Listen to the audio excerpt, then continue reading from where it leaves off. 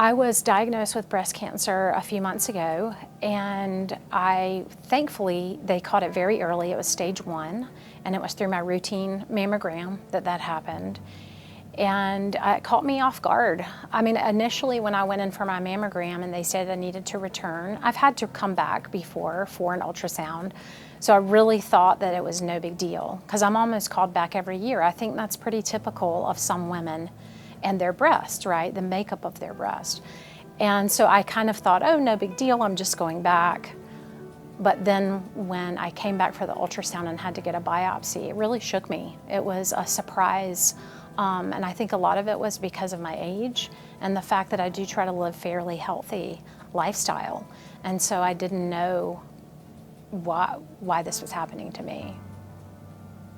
So when I was diagnosed, I became very sad and almost depressed, and I wanted to stay there for a little while.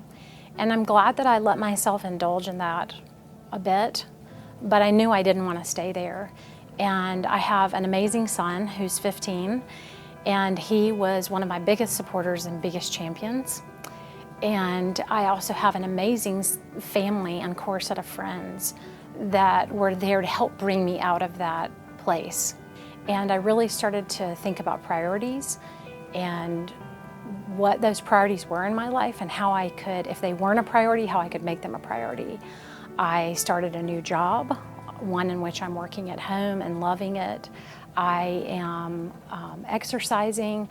That started as part of a Survivor Fit Club here at MUSC. And so I'm meeting all these great women, exercising with them, learning more about nutrition and diet, mental health, and exercise. And so hopefully that'll continue on.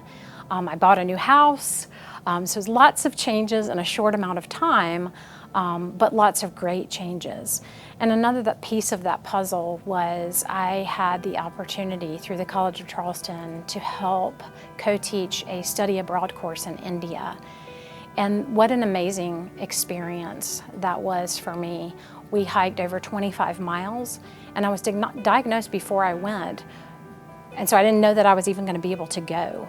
And the doctors told me to go ahead and go, and I went, and that also put things in perspective. When you hike 25 miles to a glacier that a lot of people don't ever get to see, being able to do that kind of put a new perspective on my life for me. And I think if someone were going through this, they should do the same. Think about their priorities and reprioritize if they need to, and really focus on the positive things that can come from this, not the negative.